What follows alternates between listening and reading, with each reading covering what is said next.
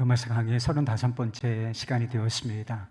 코넬리우스 플랜팅카라고 하는 분이 계신데 신학자예요. 이분이 인생을 낭비하는 사람들에 대해서 이런 이야기를 한 적이 있습니다. 혹시 여러분 인생을 낭비하고 있지 않은지 한번 생각해 보세요. 거리를 배회하고 시간을 소모하고 잡담을 즐기고 TV를 바라보기를 우리 자녀들보다 TV 인물들을 더 잘할 정도로 열심히 바라보는 등 무가치한 일에 자신의 시간을 보내는 것은 인생을 하나님 앞에서 아무 쓸모없게 되게 합니다.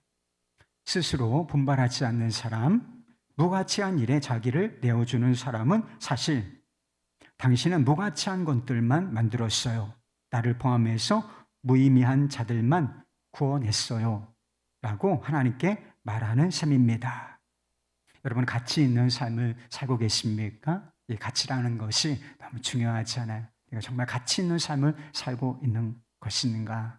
대단히 중대한 문제인데 우리가 어떻게 하나님 앞에서 가치 있는 삶을 살 수 있겠습니까? 사도 바울은 이 앞부분 말씀에서 자신을 하나님이 기뻐하시는 거룩한 산 제물로 드리라 그 말씀을 했습니다.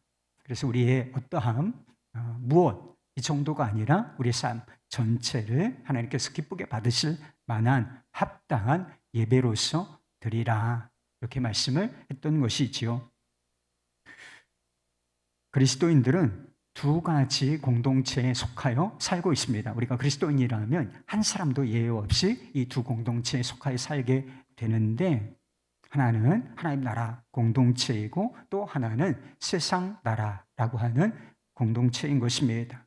하나님의 나라라고 하는 것은 시간과 장소, 공간을 초월하는 아주 거대한 개념의 공동체인 것입니다. 그러나 이것이 눈에 볼 수 있도록 임한 공동체가 있으니 그것이 바로 교회라고 하는 것입니다. 우리 교회의 비전, 핵심 가치가 무엇입니까?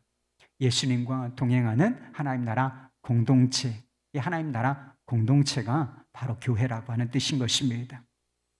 우리가 자신을 산 제물로 드려서 하나님을 기쁘시게 해야 할 곳이 어딘가? 하나는 교회라고 하는 영역이고 또 하나는 세상이라고 하는 세상 나라라고 하는 영역이라고 하는 것입니다. 이렇게 교회로 모여서 하나님께 예배하고 또 다시 흩어져서 세상으로 나아가 예배하고 모여서 교회로 모여서 섬기고 또 세상으로 흩어져서 섬기고 이것이 우리를 향한 하나님의 부르심이라고 하는 것입니다. 이것이 너무 힘든 일인가? 아니요. 너무나 가치 있는 일이고 이 가치 있는 일에 헌신하며 우리 자신이 가치 있는 삶에 살게 되는 것이고 우리의 삶도 기쁘고 행복하게 되는 것입니다. 본문 말씀은 교회라고 하는 영역에서 우리가 어떻게 하나님께서 기뻐하시는 뜻대로 섬길 것인가에 관한 말씀인 것입니다. 여러분, 섬김이라고 하는 것은 관념이 아니라 아주 구체적인 행동인 것입니다. 그러나 사도 바울은 오늘 본문 말씀을 보면 우리가 구체적으로 무엇인가를 행동으로 옮기기 전에 thinking, 생각을 해야 할 것이 있다고 말씀하고 있습니다. 올바른 이해와 관점이 필요하다는 것인데 올바른 관점 속에서 올바른 태도와 올바른 행동이 나오는 것이기 때문인 것입니다. 우리가 올바른 관점을 가져야 할 것은 크게 세 가지인데 하나는 섬김의 주체인 우리 자신에 관한 것이고 두 번째는 섬김의 영역 혹은 섬김의 대상이라고 할 수 있는 교회 그리고 세 번째는 섬김의 수단인 은사가 무엇인가라고 하는 것입니다. 첫째, 섬김의 주체인 우리 자신이 누구인가라고 하는 문제인 것입니다. 3절 말씀입니다. 내게 주신 은혜로 말미암아 너희 각 사람에게 말하노니 마땅히 생각할 그 이상의 생각을 품지 말고 오직 하나님께서 각 사람에게 나누어 주신 믿음의 분량대로 지혜롭게 생각하라. 생각해 보세요. 여러분 자신을 바라보는 관점이 있지 않습니까? 여러분 지혜롭게 자신을 생각하는 것 같으신가요? 지혜롭게라고 하는 단어는 그런 뜻이에요. 정확하게 실제적으로라고 하는 뜻이 되는 것입니다. 자신을 정확하고 실제적으로 생각한다는 것이 무엇인지 한 가지가 그 위에 써 있어요. 마땅히 생각할 그 이상의 생각을 품지 말라라고 했습니다. 자신을 과대평가하지 말라, 교만해져서는 안 된다, 그런 뜻이 되는 것입니다. 교만은 패망의 선봉이라고 하는 말씀이 있지 않습니까? 우리가 돈이 없어서 실패하는 것이 아니고, 우리가 능력이 없어서 실패하는 게 아니고 결국 교만 때문에 실패하게 된다는 것입니다. 아담과 하와의 실패의 핵심이 무엇인가? 바로 자신을 과대평가하는 교만 때문이었다라고 하는 것입니다. 내 인생의 주인은 내가 다스린다. 나도 내 마음대로 할 권리가 있다. 내 인생은 내가 다스린다. 이렇게 피조물이라고 한, 우리는 피조물, 하나님 앞에서 피조물인데 피조물의 정체성을 거부하고 마치 창조주나 된 것처럼 생각하는 것, 자신을 과대평가하고 있었던 것이죠. 여기에서 이 교만에 속한 생각 속에서 불순종이라고 하는 범죄, 하나님께서 금지하신 것을 선을 넘어버리는, 이미 생각의 선이 넘어섰기 때문에 그것이 행동으로, 선을 넘는 행동으로 이어지게 되었던 것입니다. 자신을 과대평가하는 것은 다른 사람과 관계를 맺고 공동체를 섬기는 데 있어서 가장 큰 실패의 원인이라 할 수가 있습니다. 교만, 이것은 되게 독단적이고 독선적인 것이며, 그러므로 말미암아 다른 사람과 그리고 공동체에 상처를 주기 때문인 것입니다. 상처받는 이유가 뭔지 아세요? 교회까지 와서 왜 상처를 받아요? 왜 교회가 상처투성이가 되냐? 우리 각자가 겸손하지 않고 교만하기 때문이라고 하는 것입니다. C.S. 루이스가 예수 믿는 사람들에 대해서 이런 이야기를 한 적이 있어요. 그리스도인들을 제외하고서는 어느 누구도 자신이 잘난 체하고 으스댄다 라고 인정하는 법을 본 적이 없다라고 말했다는 것입니다. 그렇습니다. 여러분, 우리가 그리스도인이라면 내가 나를 바르게 보고 있는 것인가? 혹시 내가 나 자신을 과대평가하고 있는 것은 아닌가? 내가 이 순간 교만한 태도를 취하고 있는 것은 아닌가? 항상 점검하고 경계하며 살아야 한다는 것입니다. 그러나 우리가 이 시점에서 한 가지 더 기억해야 할 점이 있습니다. 자신을 과대평가하는 것도 지혜로운 관점은 아니지만, 그 반대로 자신을 과소평가하는 것도 역시 지혜로운 관점은 아니라고 하는 사실인 것입니다. 왜 교회와 하나님의 나라를 섬기라고 하는 부르심, 이 모든 그리스도인들 한 사람도 예외 없이 모든 그리스도인들에게 주어진 부르심인데, 이것에 기쁨으로 응답하지를 못하는가? 죄와의 싸움, 세상과의 영적인 싸움에서 왜 우리가 무기력하게 실패하고 마는 것인가? 근본적인 이유는 믿음이 없기 때문이에요. 믿음이 없으면 모든 문제가 생기거든요. 그러나 중대한 이유 한 가지가 또 있는데, 그것은 자신을 과소평가하기 때문인 것입니다. 이스라엘 백성들이 하나님께서 약속하신 땅, 가나안 땅을 목전에 두고 왜 실제로 그 땅에 들어가서 하나님이 주신 축복을 누리지 못했는지 여러분 아십니까? 가나안 땅의 성읍들이 강하고 그 땅에 거주하는 백성들이 강하고 컸기 때문인가? 그렇지가 않다는 것입니다. 우리는 스스로 보기에도 메뚜기와 같아 스스로를 지나치게 과소평가하는 이 메뚜기 컴플렉스 때문에 하나님이 주시겠다고 이미 약속하신 그 축복을 실제로 누리지는 못했다라고 하는 것입니다. 나는 부족해, 나는 못해, 나는 할 수 없어, 이렇게 자주 이야기하는 분들이 있죠. 그 사람을 겸손하다고 평가해야 되겠습니까? 아니요. 이거는 겸손한 것이 아니라 자신을 과소평가하는 어리석음에서 나오는 생각이라고 하는 것입니다. 그렇다면 어떻게 우리 자신에 대해서 올바른 관점을 우리가 가질 수 있겠습니까? 자신을 과대평가하지도 아니하고 과소평가하지도 않으며 정확하게 실제적으로 우리 자신에 대한 바른 관점을 가질 수 있겠느냐라고 하는 것입니다. 사도 바울은 지혜롭게 생각하라 라고 말하면서 그 앞에 붙여놓은 게 있어요. 믿음의 분량대로 지혜롭게 생각하라고 했다는 것입니다. 어떤 사람들은 믿음의 분량을 믿음의 양이다, 믿음의 크기다 이렇게 해석을 해왔습니다.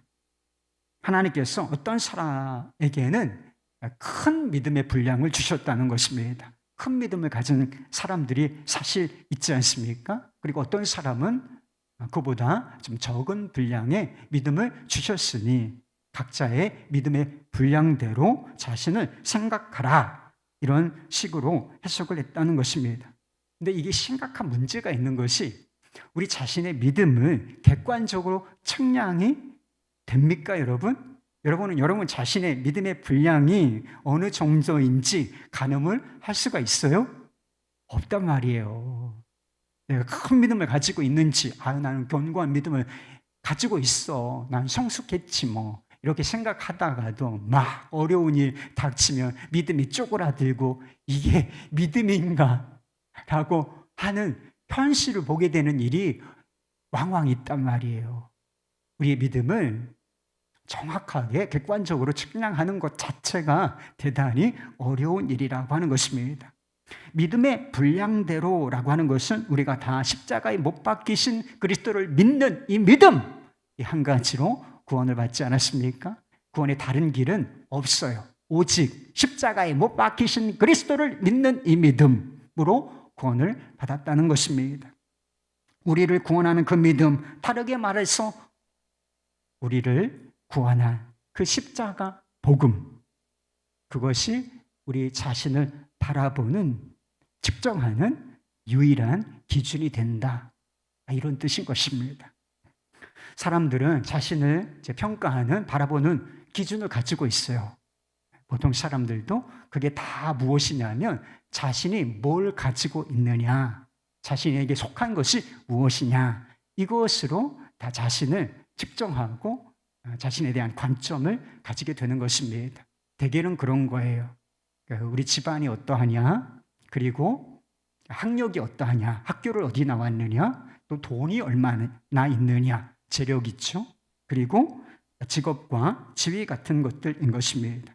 사람들이 교만해지는 이유가 뭔지 아십니까? 다른 사람들에 비해서 내가 이런 것들에 대해서 좀 우위에 있다, 좀 낫다, 이렇게 생각하기 때문에 교만한 마음을 갖게 되는 것입니다. 반대로 열등감에 빠지는 이유가 무엇이겠습니까? 내가 가지고 있는 것들이 다른 사람들에 비해서 좀 부족하다, 모자라다, 이런 생각을 가지기 때문에 열등감, 난 못났어, 부족하지, 이런 생각에 빠지게 된다라고 하는 것입니다. 그리고 이게 일정하지를 않아요. 비교 대상, 항상 비교 대상이 있고 비교 대상에 따라서는 교만해지고 높은 자존감을 갖게 되기도 하지만, 나보다 학벌도 좋고 돈도 많고 인류라고 하는 그룹에 다니고 이러면 그 앞에서 기가 죽는 거예요.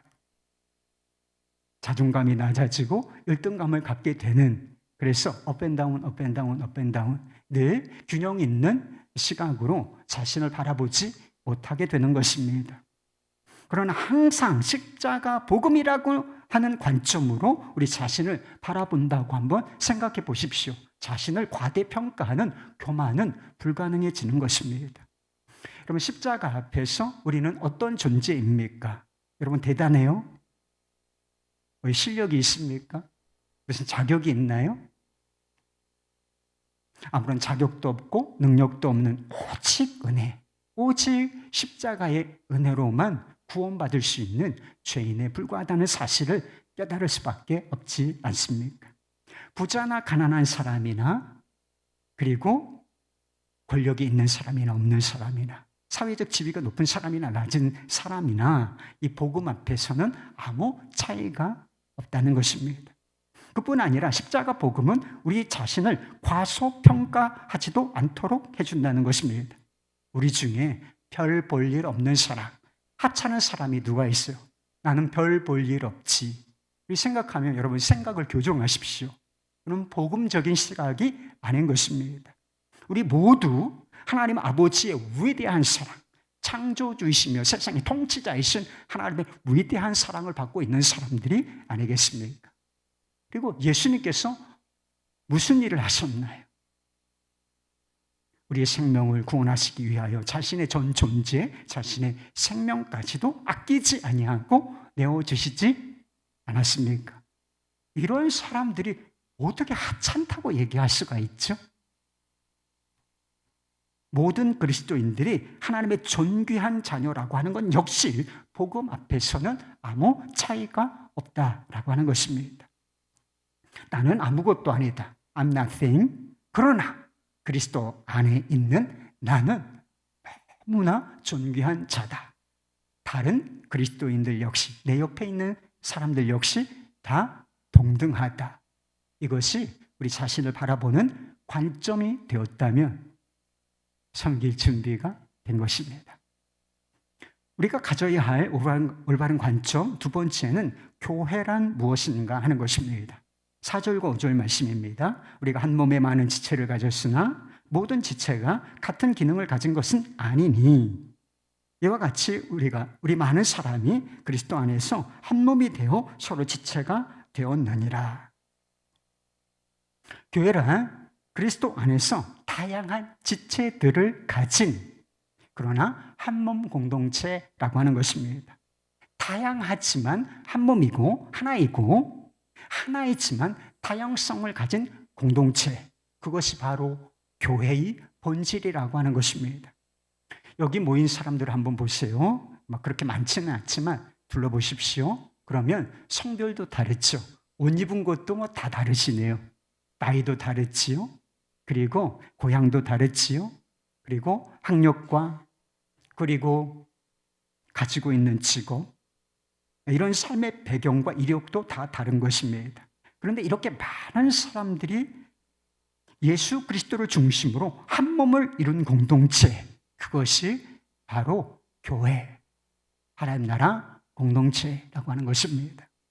1988년에 미국의 대선 민주당 후보로 2명이 경쟁을 했는데 한 사람은 흑인이었던 잭슨 목사였고 또 한 사람은 백인이었던 두카키스라고 하는 이름을 가진 분이었습니다. 잭슨 목사는 두카키스 후보에게 패배했지만 그가 미국의 정신, 미국이 어떤 나라인가, 미국의 정신에 대해서 했던 이 연설은 많은 사람들에게 감동을 주었습니다. United of America. 미국의 정신은 이런 것이다. 내용은 이렇습니다. 마이클 두카키스의 양친 중 한 분은 의사이셨고 한 분은 교사였습니다. 나의 부모는 하인이었고 미용사였고 경비원이었습니다. 두카키스는 법률을, 나는 신학을 공부했습니다. 둘 사이에는 종교, 지역, 인종의 차이, 경험과 관점의 차이가 있습니다.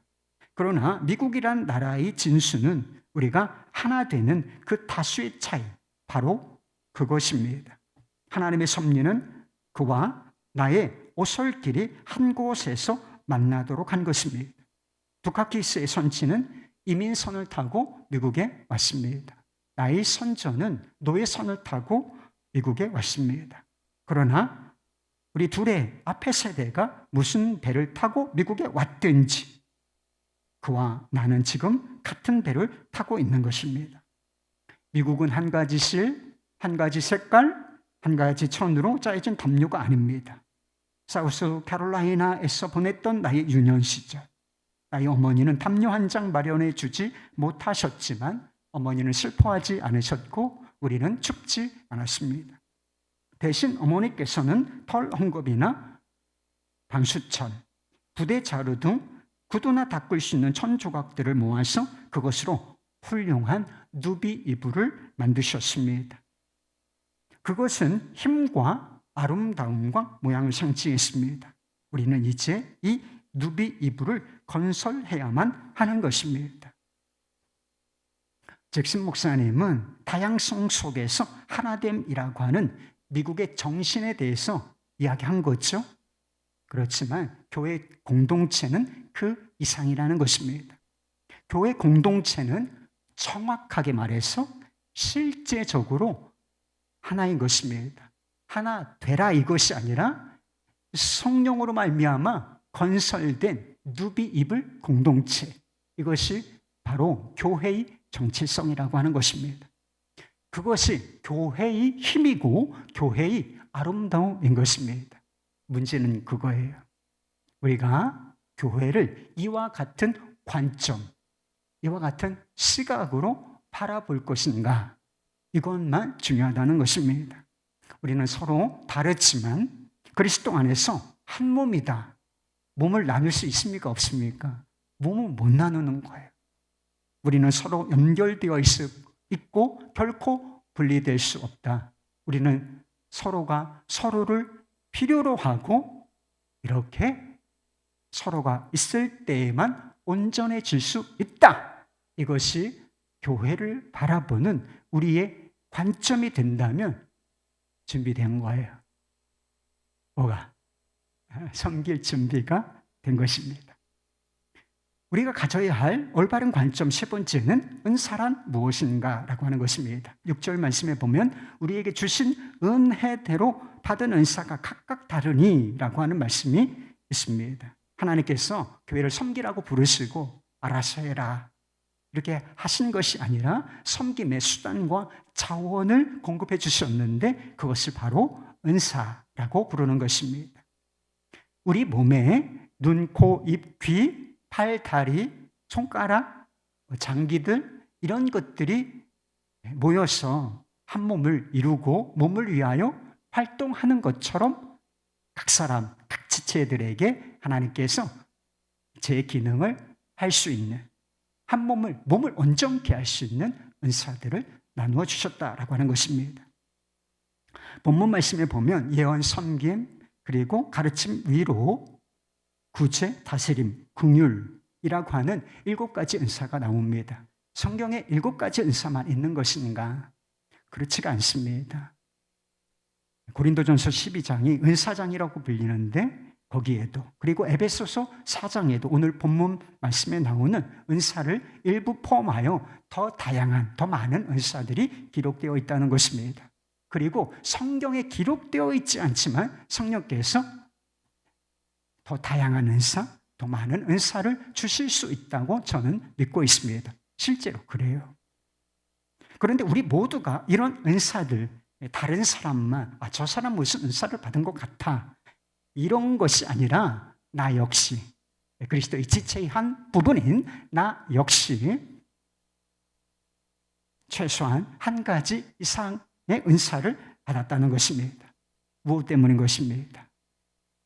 무엇 때문이겠습니까? 교회 공동체를 섬기라고 그런 은사를 주셨다는 것입니다. 이런 은사를 바라보는 올바른 관점에 핵심이 있어요.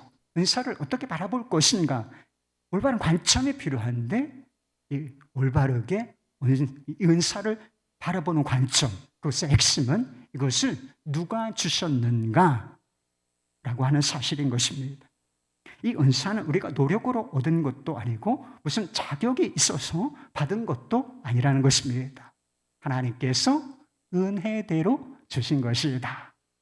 각 사람 성령께서 계획하시고 주도하에 각 사람에게 필요하에 따라서 나누어 주셨다는 것입니다.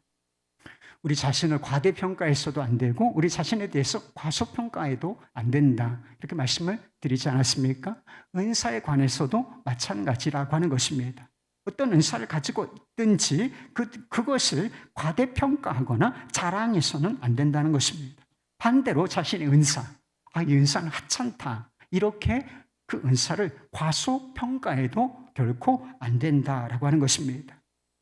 예를 들어서 여기 나와 있는 예언이라고 하는 것은 미래의 일을 이야기하는 것이 아니라 말하는 것이 아니라 하나님의 말씀을 선포하는 설교와 관련된 은사를 말하는 것입니다. 교회에서 말씀을 선포하는 은사, 이게 제일 중요하지. 말씀을 전하는 내가, 여기서 누가 제일 중요해요? 내가 제일 중요하지. 제가 제일 중요하다. 나는 구제하는 일을 맡았어. 좀 있으면 이제 감사 박스 포장을 할 건데 박스 이렇게 준비하고 거기에 물건들을 담고 이웃에게 전달하는 일, 구제하는 일이지. 긍휼을 베푸는 이런 일, 이건 큰 일은 아니지. 보잘것 없어. 난 보잘것 없는 일을 맡았어. 이게 제일 중요해. 내가 제일 중요하다. 이렇게 생각하는 것이나 이건 하찮은 일이고 하찮은 일을 만났더니 난 별로 중요하지 않은 인물이야. 두 가지 관점 모두가 올바른 관점, 지혜로운 관점은 결코 아니라고 하는 사실인 것입니다. 은사는 다르지만 모든 은사는 동등하고 소중하다는 것입니다. 왜 그렇습니까? 결정적인 이유가 있는데 하나님께서 은혜대로 주신 선물이기 때문에 그렇다는 거예요. 유명한 지휘자 마이클 코스타라고 하는 분이 계신데 그분이 오케스트라 연습을 하면서 어떤 갑자기 악기 하나가 조용해진 것을 알았다는 것입니다. 피콜로라고 하는 악기가 있는데 피콜로 연주자가 연습을 멈추고 가만히 있는 것이었습니다. 이 피콜로라고 하는 악기는 말하자면 필이에요. 굉장히 작습니다. 그래서 피콜로라고 하는 것이 이탈리아어로 작다는 뜻이래요.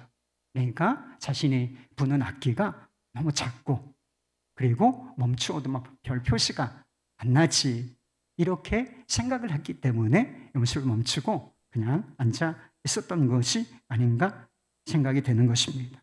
그것을 알아차린 지휘자는 피콜로 연주자를 향해서 이렇게 소리를 쳤다는 거예요.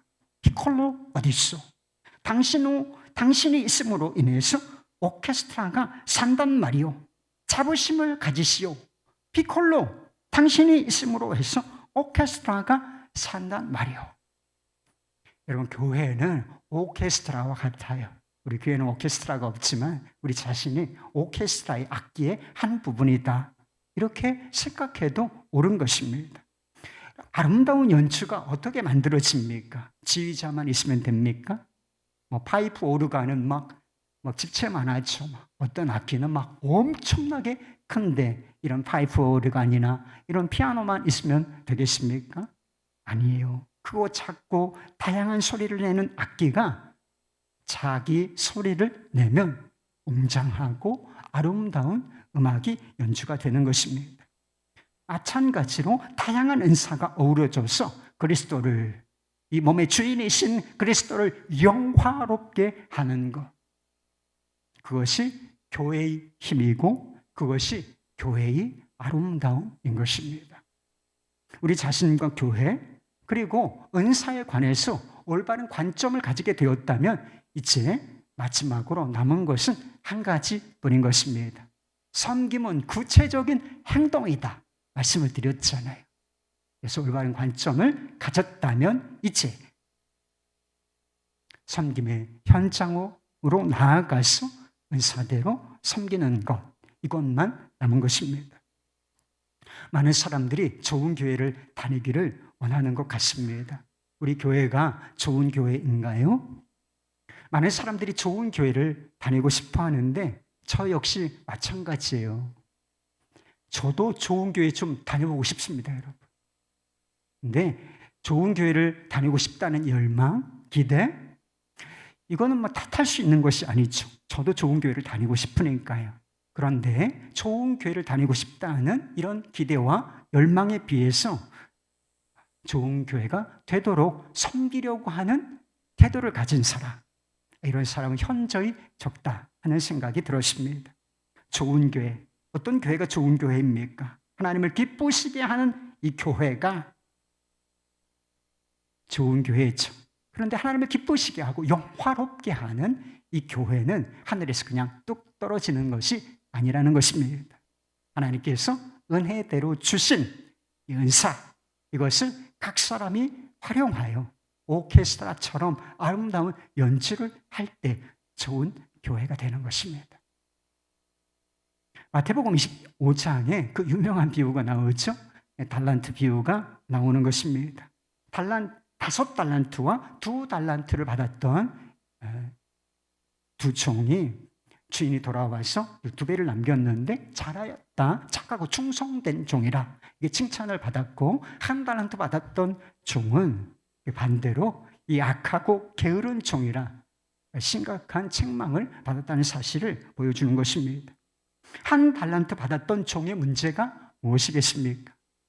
두 사람에 비해서 5분의 1, 2분의 1, 이렇게 적게 받았다는 것이 문제의 핵심인가? 결코 그렇지가 않다는 것입니다. 이 한 달란트 받았던 종의 문제의 핵심은 그가 받은 달란트를 땅속에 그대로 묻어두었다는 것입니다. 여러분 혹시 여러분도 은사를 그냥 땅속에 묻어두고 썩혀두고 있는 것은 아닙니까? 예수님께서 다시 오실 것인데 여기 있어요. 그냥 돌려드리려고 하지 않는가 하는 것입니다. 혹시 내가 무슨 은사를 받았는지 모르겠다. 그런 분들이 혹시 있을 수는 있을 것 같습니다. 그럴 수 있어요. 그런데 정말 내게 하나님께서 무슨 은사를 주셨는지 알고 싶다. 그런 마음을 한번 가져보셨습니까? 그리고 내가 은사를 알아내기만 하면 하나님이 기뻐하신 뜻대로 하리라, 섬기리라 이런 결단을 한번 드려보셨습니까? 그렇다면 말할 것도 없이 여러분은 이미 은사를 알았고 섬김의 현장에 있게 될 것입니다. 그래서 정말 내 은사가 뭐지? 모르는 분이 있으실 수도 있다고 생각이 돼요. 그렇다면 주저하지 말고 섬김의 현장으로 무슨 일이든 크게 은사 따지지 말고 한번 들어가서 섬겨보시기 바랍니다. 그러면 섬김의 경험을 통해서 구체적으로 내게 하나님께서 이런 은사를 주셨구나 라고 하는 것이 구체적으로 깨달아지게 되는 일이 일어나게 돼 있는 거예요. 스펄전 목사님은 탁월한 설교자로 대단히 유명하신 분이십니다. 예언의 은사, 설계의 은사를 받으신 분이신 거죠. 그런데 기도회로 교회를 살려라고 하는 책을 쓰셨는데 그 책에 보니까 이 스펄전 목사님이 어떻게 설교자가 되었는지 목사가 되었는지 스스로 간증하는 이야기를 제가 본 적이 있어요. 스펄전 목사님이 청년의 때에 은혜를 받았다는 거예요. 회심 역사가 일어났어요. 은혜 받은 사람의 특징이 뭔지 아세요? 주님을 위해서 뭔가 하고 싶어진다는 거예요. 그래서 주님을 위해서 뭔가 하고 싶은데 처음부터 여러 가지 큰 일은 할 수가 없겠다 생각이 되어서 그래도 일단 주일학교 교사로 먼저 섬겨보자 이런 생각을 했다는 것입니다. 그리고 그런 생각을 했을 뿐만 아니라 그런 생각이 들어오자 그는 즉시 그것을 행동으로 옮겼다는 거예요. 그러니까 생각만 하면 안 된다니까요. 생각이 중요한 것이지만 그 다음에 바로 실천으로 옮기는 행동, 순종 이것이 중요한 것입니다. 주일학교 한 학급을 맡아서 가르치면서 공과도 하고 그랬겠죠. 그런데 어느 날인가 주일학교 전체 학생들을 대상으로 말씀을 좀 전해 주십시오. 설교해 주십시오라고 하는 부탁을 받게 되었다는 것입니다. 그래서 자신은 이렇게 많은 비록 어린이들, 교사들 대상이지만 이렇게 많은 대중들을 대상으로 자신이 하나님의 말씀을 전하는 자리에 서게 될 것이라고 하는 것은 그 전까지는 꿈에도 생각하지 못했다는 것입니다. 하나님의 은혜로 사람들이 스펄전 교사의 설교에 관심을 가지기 시작했고 그는 결국 매주 말씀을 전해달라는 요청을 받게 되었다는 것입니다. 이유가 있었는데 설교하는 일이 쉬운 일은 아니에요. 그래서 교사들이 돌아가면서 설교를 하다가 힘들다 이렇게 생각하니까 또 설교를 잘해 스펄전이. 그러니까 선생님 맡아주세요. 선생님 맡아주세요. 이러다 보니까 스펄전 교사가 주일학교 설교 전체를 도맡아서 말씀을 전하는 일이 생기게 되었다는 것입니다. 그런데 놀랍게도 어른들이 스펄전 교사의 설교를 들으려고 주일학교 예배에 몰려들기 시작했다는 것입니다. 그리고 얼마 지나지 않아서 목사님이 주일 예배 때 설교하는 그 예배 때보다 오후에 주일학교 예배가 있었나 봐요. 오후에 스펄전 교사가 설교하는 그 예배 현장에 더 많은 성도들이 몰려들었다라고 하는 것입니다. 이것을 이해할 수 없는 일이었지만 하나님이 자신의 설교에 축복해 주신 것이 분명하였다. 이런 고백을 보았습니다. 이번 금요일 임원훈련 집회로 모인다고 말씀을 드렸죠. 집회 끝난 이후에 돌아갔을 때 1인 1사역 내가 2023년에 무슨 사역을 섬길 것인가 결정을 하도록 안내를 해드릴 거예요. 지금 아무 일도 하지 않고 계시는 분이 있으시다면 교사로 한번 자원을 해보시기 바랍니다. 교사가 너무 많이 생기면 어떻게 되지? 제가 걱정해도 돼요? 혹시 뭐 다른 일도 다 필요하죠. 근데 혹시 압니까, 여러분? 제2, 제3, 제4 그 이상의 스펄전 교사가 탄생할지 누가 알겠습니까? 사랑하는 여러분, 자신을 바라볼 때 또 그 무엇인가를 바라볼 때 오직 은혜라는 관점을 가지실 수 있기를 바랍니다. 그리고 교회를 바라볼 때 그리스도 안에서 한 몸 공동체지, 우리는 하나지 라고 하는 관점을 가지실 수 있기를 바랍니다. 그리고 내게 하나님께서 은사를 주신 것이 분명하니 그 주신 은혜대로 은사를 따라 그리스도의 몸된 공동체, 이 하나님 나라 공동체를 섬기실 수 있기를 축복합니다. 이것이 우리가 드릴 영적 예배가 될 것입니다. 할렐루야.